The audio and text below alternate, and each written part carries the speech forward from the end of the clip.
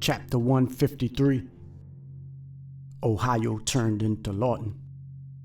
When prisons are privately run, there's less accountability, there's less transparency, and the sheer motive is profits. Unless we stop the privatization of prisons, we'll continue to see inmates brutally beaten. We'll continue to see the lack of transparency and accountability. 3 years ago, Youngstown, Ohio, a former steel town with double-digit unemployment, was approached by the Corrections Corporation of America with a proposal to build a prison that would mean at least 350 new jobs in Youngstown.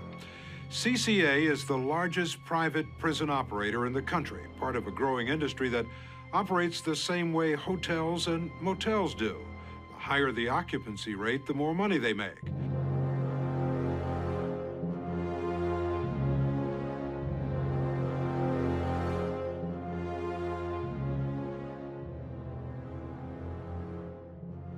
The cell blocks were called pods. It had 2 holes in the ceiling where officers could drop tear gas or stun grenades if we took over the pod. So even though Youngstown was supposed to be a medium security prison, they had precautions set up like a maximum. A glass bubble was located in the middle of the 3 different pods that were separated by walls. This is where the guards stayed, and from their location they were able to see into all 3 cell blocks / pods. Each cell block had 2 tiers of cells, a top and a bottom. The showers were located in the open, right up front by the bubble, and it wasn't covered or had doors to block the view for security purposes.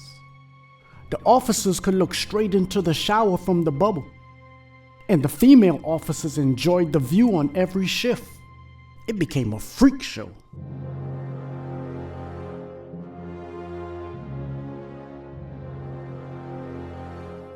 Men that hadn't had the attention from any woman in years were now being watched by female guards while they were butterball naked in the shower.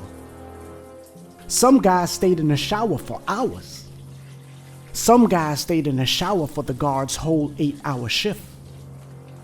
The cells also had intercoms placed in them so you can call to the officer to open your cell door with the press of a button, or if you needed some type of assistance.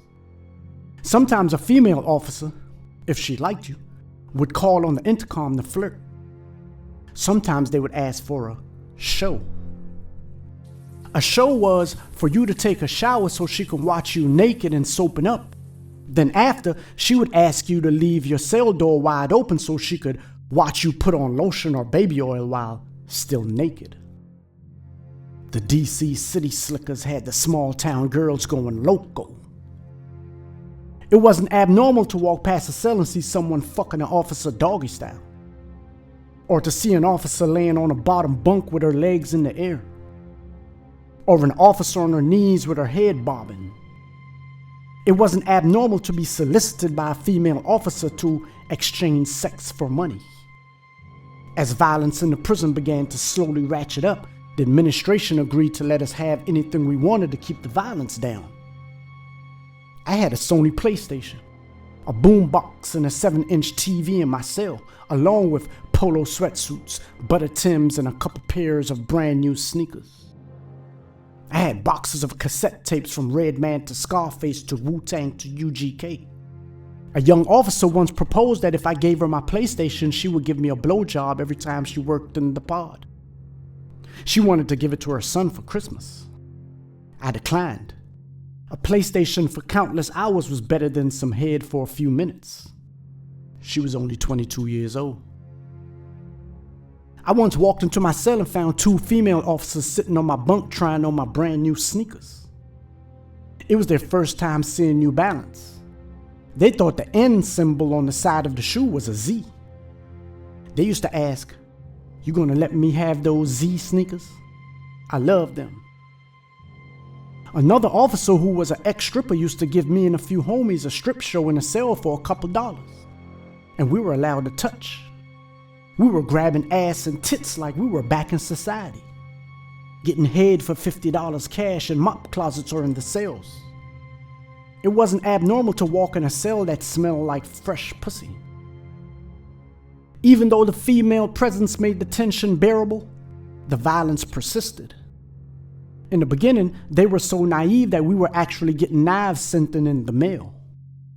They weren't searching the mail or any clothes packages we had sent in, so a lot of people had kitchen knives. I had an 8-inch survival tactical hunting knife with the compass on the handle that screwed off.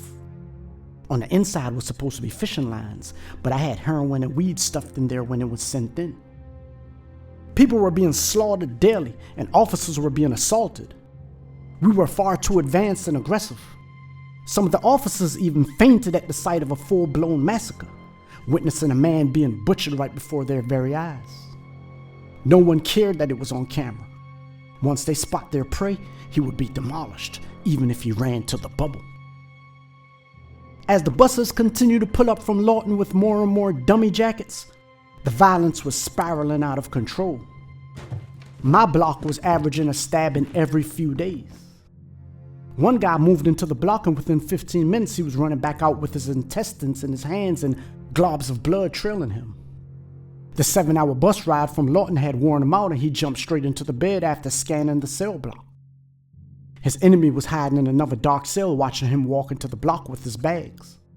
As soon as he laid on his bunk, the guy slid into a cell and slaughtered him. The next day, a young guy came into the block and looked nervous. He had a thick beard and a bald head. He said he was a Muslim and gave a Muslim name. One of the guys in the block recognized him from the streets and knew his government name. He had changed his appearance, hoping not to be noticed, so someone yelled out his government name and he made the mistake and looked. Within 30 minutes, 3 young men had cornered him in the cell and stabbed him over 50 times. He was a snitch, trying to hide within the religion. 2 days later, a guy from out of town that used to be a pimp moved into the block. Word was, while in Lorton, he confided to a friend that he used to have sex with some of the men that his woman tricked with. By the time the night was over, some guys had gotten him high off heroin and raped him. The officers at Youngstown private prison didn't wear badges, they wore IDs, which meant they weren't sworn law enforcement. They were civilians. The prison was so in a rush to open that they didn't have enough time to swear the officers in. Once I saw the IDs, I knew they weren't going to stand a chance. Anytime they were assaulted, the prison officials would take the perpetrator to the hole and press charges as a deterrent. We would watch the local news and see some of our homeboys in court being charged with simple assault, which was a misdemeanor and carried a 90-day sentence.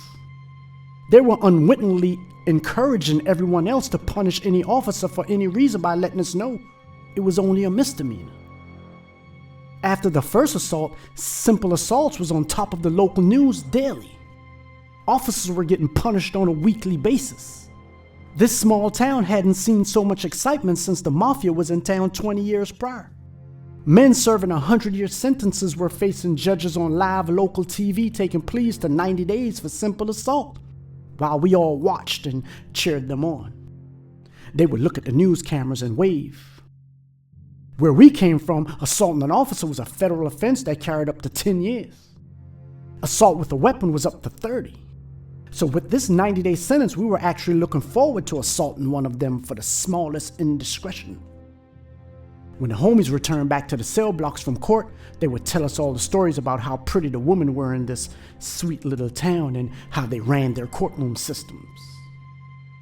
Once some of the other lifers saw the simple sentences and charges, they would just beat the officer's ass just so they could take a ride to court just to get out of the prison for a few hours.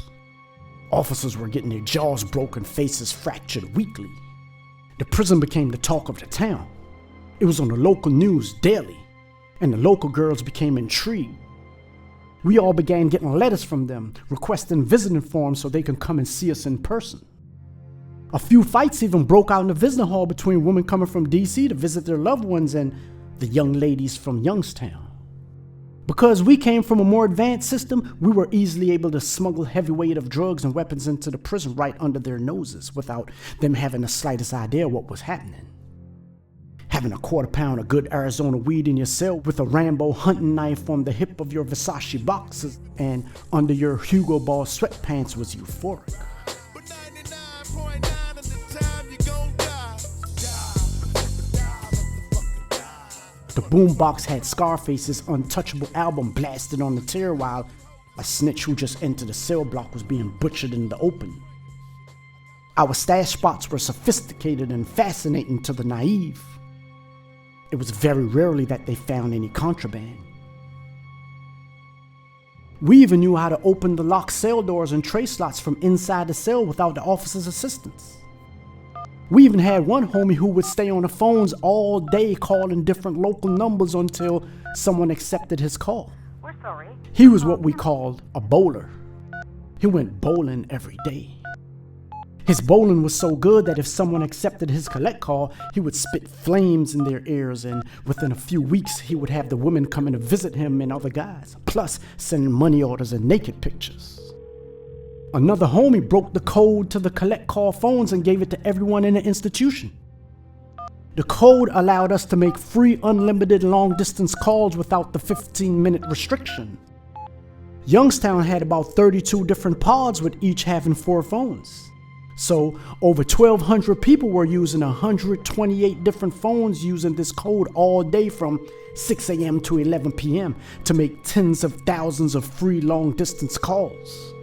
By the end of the month, the prison ended up with a $5 million phone bill, demolishing their profit margin by close to 30%.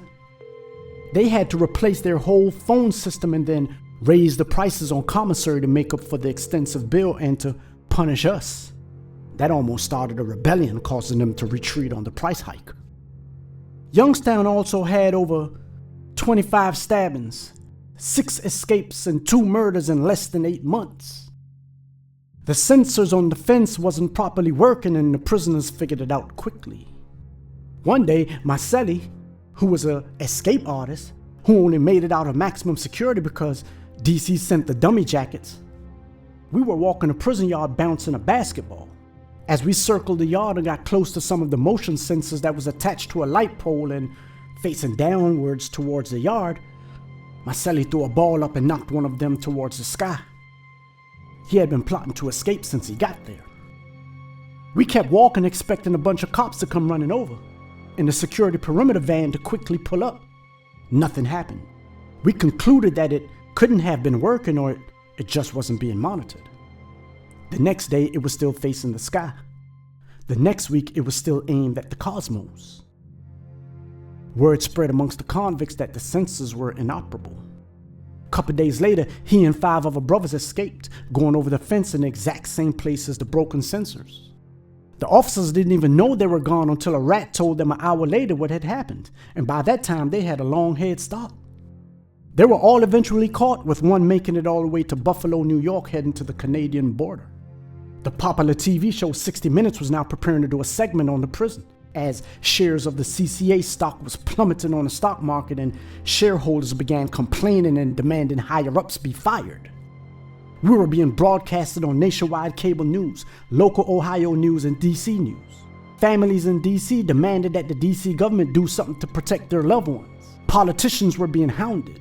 Lawsuits were being filed and the prison was placed on indefinite lockdown with the community demanding answers. The government officials in Youngstown were now being blamed for allowing the inexperienced private officials to jeopardize the community for profit. Community activists wanted accountability and politicians were being pressured to resign. It seemed as if the whole Youngstown, Ohio was now coming apart at the seams. The uncontrollable Lorton prisoners had struck again. They were hit with a tornado of wicked Lorton prisoners who were considered extremely dangerous for more than one reason.